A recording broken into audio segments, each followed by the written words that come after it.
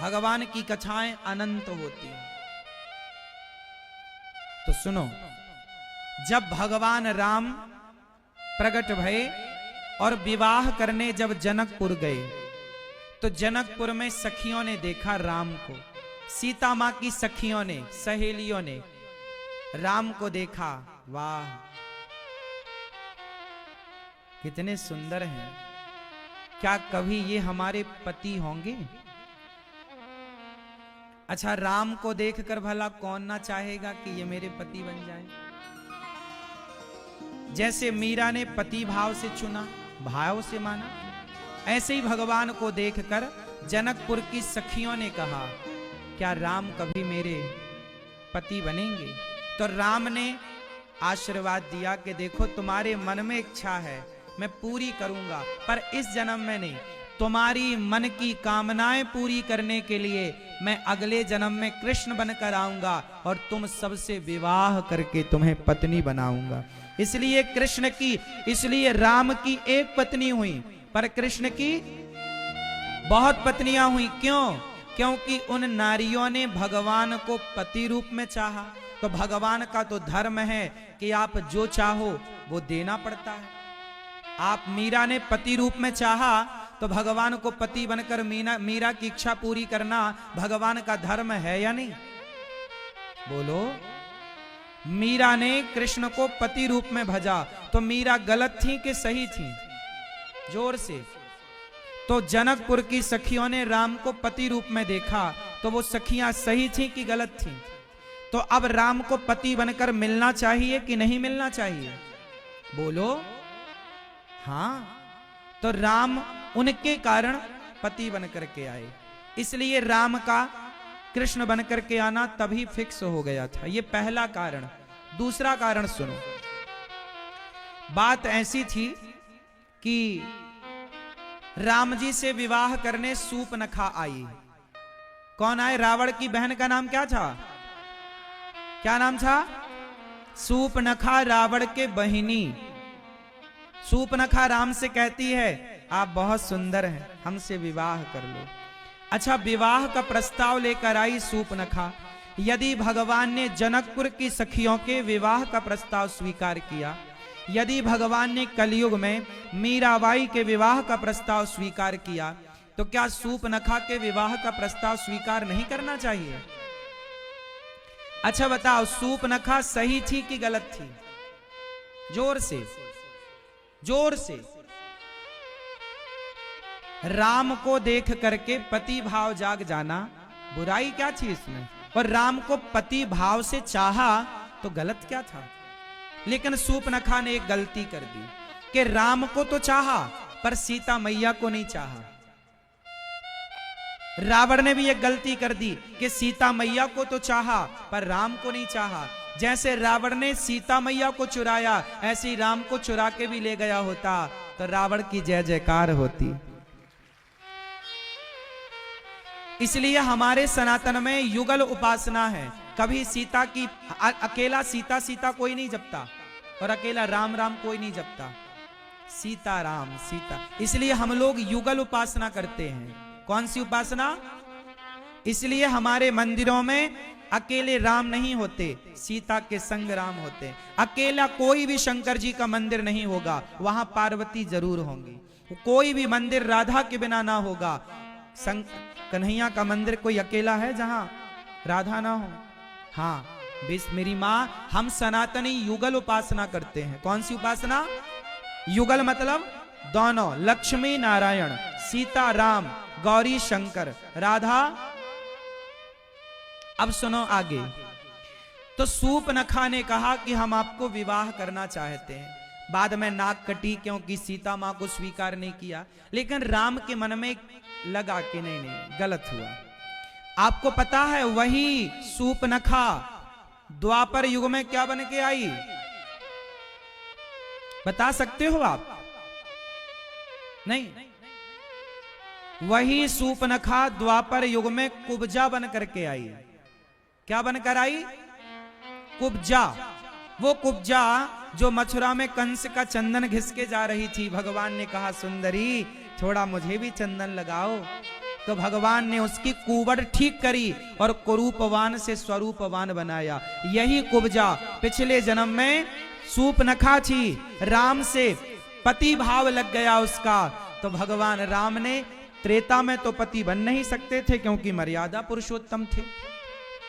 तो भगवान द्वापर में भगवान ने कुब्जा को कुवड़ ठीक करी, उसकी बुद्धि ठीक की और भगवान ने द्वापर में स्वीकार किया कुब्जा को। जिन्हें भगवान त्रेता में नहीं स्वीकार कर पाए उनके लिए भगवान द्वापर में आकर के उन भक्तों को जो वेटिंग में थे द्वापर में स्वीकार किया।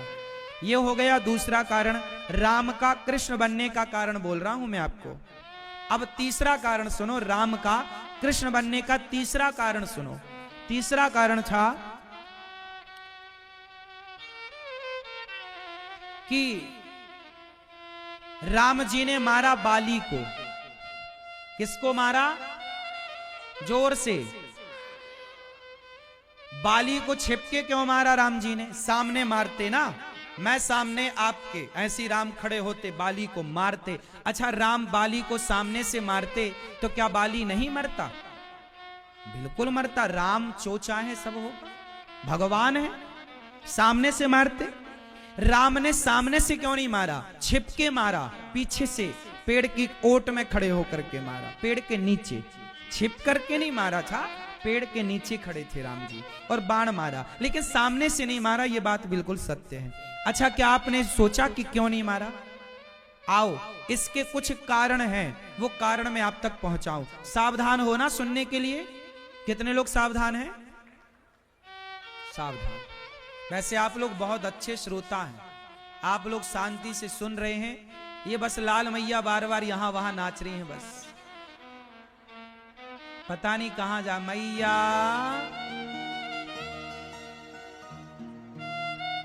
बस आप बाकी बढ़िया श्रोता हैं। सुनो, मैं कुछ सवाल पूछूंगा, ध्यान से आप लोगों से पूछूंगा, है ना? और आप सब मैया, ये चश्मा वाली मैया लोग बताना। अभी मैं सब पहले पूरी बात सुनाऊंगा, फिर सवाल पूछूंगा। और इस तरफ की मैया भी सुनना, और पीछे की मैया, वो सबसे पीछे वो लाल साड़ी में बैठी ना मैया, आवाज आ रही है? सबसे पीछे वाली मैया को आवाज आ रही है तो हाथ उठाओ।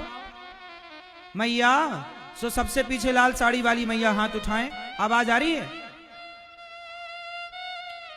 मैया हाथ उठाओ, मेरी माँ आ रही। और इस तरह वाले भैया लोग हाथ उठाएं, आवाज आ रही है पीछे वाले। सही है, अब सही। अब सुनो, अब बिल्कुल उठक बिठक ना लगाना।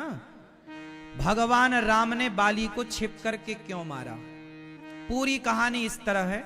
जब राम जी ऋष्यमुख पर्वत पर आए तो हनुमान जी अपने कंधे पर राम जी को बिठा करके लाए, और राम जी ने पहली बार सुग्रीव को देखा तो अग्नि को साक्षी मान करके सुग्रीव से राम की मित्रता हनुमान जी ने कराई।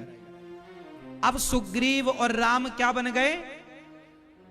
जोर से, मित्र बन गए, दोस्त बन गए।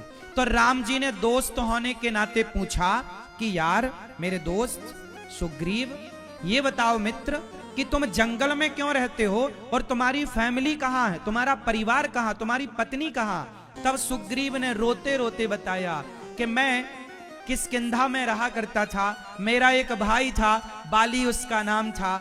एक दिन मेरे गांव में एक बहुत बड़ा मैं नाम का दानव आया और उसने मेरे भाई से लड़ने की इच्छा जाहिर की। तो मेरा भाई बाली भी बहुत बलवान था, तो मैं नाम का दानव बाली को देखकर भागा, तो मेरा भाई भी भागा और दोनों एक गुफा में जाकर घुस गए। मैं वहां पर खड़ा रहा। मेरे भाई बाली ने कहा कि भैया तुम 15 दिन तक मेरा इंतजार करना, यदि मैं 15 दिन में आ जाऊं तो समझ लेना कि मैं आ गया, और नहीं आऊं तो समझ लेना कि मैं मर गया। क्योंकि वो मैं नाम का राक्षस भी बड़ा बलवान था। संभावना थी कि भाई जीतेगा कौन, कहीं मैं नाम का राक्षस ना जीत जाए, बाली जीते तो बढ़िया था। लेकिन दोनों गुफा में घुसे, सुग्रीव खड़े रहे। भाई भाई में बड़ा प्यार था, हम भाई भाई में, सुग्रीव और बाली में बड़ा प्यार था। एक दिन मैं नाम का दैत्य आया, वो गुफा में चला गया, मेरे भाई उस गुफा से 1 महीने तक नहीं निकले, जबकि भाई ने बोला था कि 15 दिन तक मेरा इंतजार करना। भैया बाली ने कितने दिन का बोला था कि मैं 15 दिन में से मार कर आऊंगा, और नहीं आया तो सुग्रीव तुम समझ लेना कि मैं मर गया। लेकिन सुग्रीव इतना अच्छा कि बेचारा 1 महीने तक अपने भाई का इंतजार करता रहा। जब 1 महीने में भाई नहीं आया, 30 दिन हो गए, तब सुग्रीव को डाउट हुआ कि मेरा भाई लगता है मर गया। तो एक बहुत बड़ी चट्टान उठाई, बहुत बड़ा पत्थर उठाया और गुफा के मुंह पे बंद कर दिया।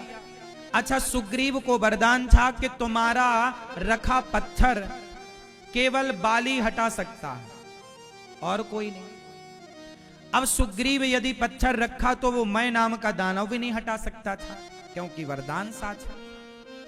अब सुग्रीव ने पत्थर रखा, गुफा का मुंह बंद किया, और जब घर आए तो लोगों ने कहा कि अब बिना राजा के ये कैसे चलेगा राज्य। तो जबरदस्ती सुग्रीव को राजगद्दी पर बिठाकर लोगों ने तिलक कर दिया, और जैसे ही राजगद्दी पर बिठाया तभी बाली आ गया। बाली आया तो बाली को लगा, अच्छा मुझे मार करके खुद राजा बनना चाहता था। तो बाली ने पकड़ा सुग्रीव को, और सुग्रीव की बात ना सुनी और मारना शुरू किया। इतना मारा, इतना मारा। सुग्रीव छोटा भाई था, उसने कोई रिस्पॉन्स नहीं दिया मार का। वो मारता गया, मारता गया, सुग्रीव पिटते गए। ऐसा लगा कि सुग्रीव मर जाएंगे। तब लोगों ने कहा भाग सुग्रीव भाग, तो भाग गए। ऋष्यमुख पर्वत पर इसलिए आए क्योंकि उस पर्वत पर एक संत ने श्राप दिया था बाली को कि तू इस पर्वत पर आएगा तो तेरे सिर के टुकड़े टुकड़े हो जाएंगे, मर जाएगा। तो डर के कारण, श्राप के कारण उस पर्वत पर वो नहीं आता था बाली। तो सुग्रीव उस पर्वत पर जाकर के छिपा, ऋष्यमुख पर्वत। अब मुझे आप लोग एक प्रश्न का उत्तर दो, यहां पर गलत कौन था, सुग्रीव की बाली? उत्तर दो, क्या गलती थी बाली की? कि उसने अपने भाई को कुछ कहने का मौका नहीं दिया। काश मौका देता तो वो बताता ना कि भैया आपने 15 दिन का बोला, मैं 1 महीना रहा, और मैंने राजा बनने की जिद नहीं की। लोगों ने कि बिना राजा के सबको ये कंफर्म हो गया कि बाली मर गया, तो मुझे राजा, मेरी इच्छा नहीं, मैं तो आपके वियोग में अभी दुखी हूं। लेकिन बाली ने सुग्रीव को कुछ भी कहने का मौका, सुनो भाई भाई में झगड़े लड़ाई इसलिए होते हैं कि एक भाई दूसरे भाई की बात सुनने को तैयार नहीं है। ठंडे दिमाग से तुम भाइयों की बातें सुन लो तो झगड़े ना हो। तो इससे हमें यह सीख मिलती है कि हम भाई भाई एक दूसरे की बातें पहले सुने। कई बार हमें लगता है कि भाई गलत है, एक बार भाई की बात सुन तो लो भैया, उसका पक्ष भी तो सुनो। कई बार आपकी पत्नी ने कुछ कह दिया आपके भाई के खिलाफ, आपने बात मान ली, पत्नी की बात आपने सुनी। एक बार भाई से तो पूछ लेते कि भाई तुम्हारी भाभी ऐसी कह रही है, बहू ऐसा कह रही है, क्या ये बात सही है? कई बार जो बातें होती हैं उससे दूसरी ही बात खड़ी हो जाती है, जो बात है ही नहीं वो खड़ी है। इसलिए मेरी एक प्रार्थना सबसे रहेगी, रिश्ता चाहे भाई भाई का हो, चाहे बाप बेटे का हो, चाहे पति पत्नी का हो, चाहे दोस्त दोस्त का हो, एक बार बात सुननी जरूर चाहिए। क्यों मेरी मां, कितने लोग इस बात से सहमत हैं कि एक बार सुनने का मौका तो दो, चाहे भाई छोटा हो या बड़ा हो, चाहे बाप हो या बेटा हो। कई बार बाप भी गलत होता है, बेटे की सुनता नहीं है और निर्णय ले लेता है बाप। एक बार बच्चे की भी तो सुन लो कि वो क्या चाह रहा है। एक बार बहू की भी तो सुन लो, वो क्या कहना चाह रही है। सास कहती है नहीं तू तो बहू है, तूने ऐसा क्यों किया, एक बार सुन लो कि उसने ऐसा क्यों किया, कारण रहा होगा कुछ। एक बार सब रिश्तों की बातें सुनी जाएं। ना सुनने से सुग्रीव और बाली का विवाद इतना बढ़ा कि एक भाई को जान से हाथ धोना पड़ा। चलो अब बात करते हैं आगे की। क्या हुआ आगे? राम जी ने सुग्रीव की बात सुनी। सुग्रीव बोला कि मेरे भाई ने मुझे राज्य से निकाल दिया और मेरी पत्नी को रख लिया। मतलब सुग्रीव की पत्नी को बाली ने हड़प लिया। सुग्रीव को तो लात मार के निकाल दिया, लेकिन सुग्रीव की जो पत्नी थी, पत्नी को रख लिया बाली ने, और पत्नी के साथ वो रहता, पत्नी बना के रखता। जब ये बात राम ने सुनी कि सुग्रीव की पत्नी को भाई ने रखा है और वो उसके साथ दुराचार करता है, तो राम को गुस्सा आया और राम ने प्रतिज्ञा की, सुन सुग्रीव मारी हूं बाल ही एक ही बाण, और ब्रह्म रुद्र शरणागत गए ना उबरी ही प्राण। हे सुग्रीव, तुम मेरे मित्र हो, मैं तुम्हें वचन देता हूं कि तुम्हारे भाई ने तुम्हारे साथ गलत किया है और मैं एक बाण से बाली को मारूंगा। कितने बाण से मारूंगा? एक बाण। सुनो सुग्रीव मारी हूं बाल ही एक ही बाण। अच्छा, मुझे आप लोग ये बताओ कि बाली ने सुग्रीव की पत्नी को रखा, ये बाली ने सही किया कि गलत किया? बोलो, गलत था ना? किसी की पत्नी को आपने बताओ अपने ताकत के बल पे हड़प लिया, लात मार के उसे निकाल दिया, बिल्कुल गलत काम था। राम जी ने प्रतिज्ञा की, मारूंगा। अच्छा, अब सवाल राम जी से करो, राम जी आप बाली को क्यों मारोगे? क्या राम की बाली से कोई दुश्मनी थी पर्सनल? जोर से।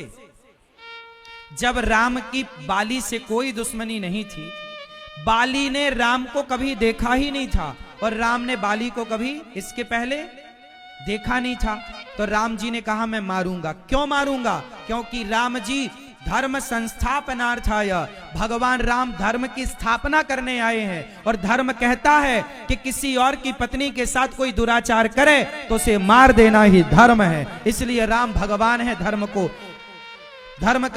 की स्थापना करने आए हैं। इसलिए राम जी को लगा कि मैं भले से नहीं जानता, भले मेरी इसकी कोई पर्सनल शत्रुता नहीं है, पर इसे मारना मेरा धर्म है क्योंकि ये अधर्मी।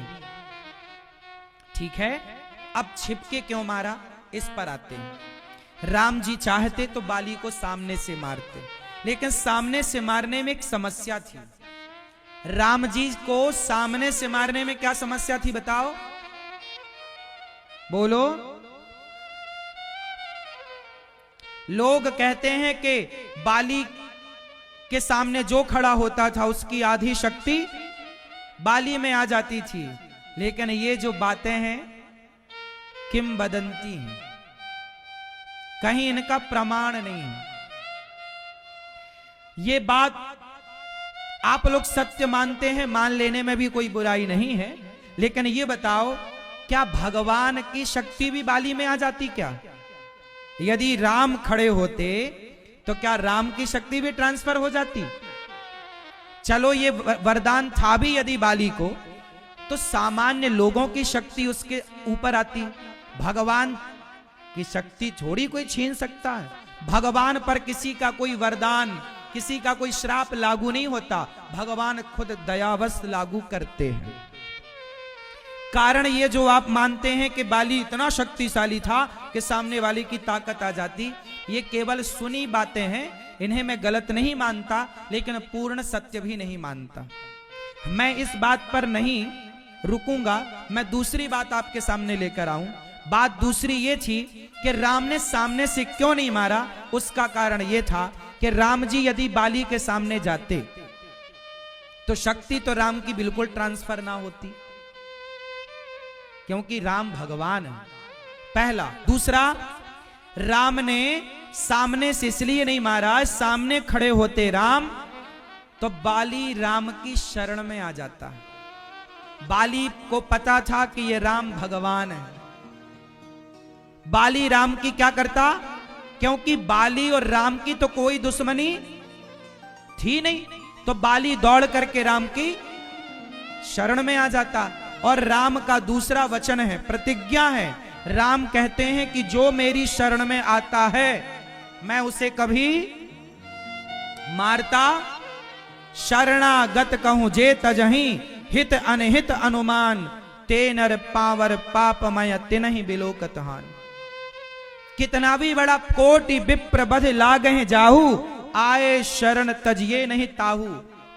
भगवान राम का वचन है कि कितना भी बड़ा पापी हो, यदि मेरी शरण में आता है तो मैं उसे क्षमा कर दूंगा, मैं उसे मारूंगा नहीं। जरा सोचिए कि राम सामने खड़े हो जाते और बाली कहीं राम की शरण में आ जाता, और शरण में आता तो राम जी नहीं मारते, और नहीं मारते तो सुग्रीव क्या कहता, वाह आपने हमसे वचन दिया था, हमें कहा था मारूंगा, आपने तो नहीं मारा। फिर सुग्रीव कहता कि राम जी आपने मित्र को धोखा दिया।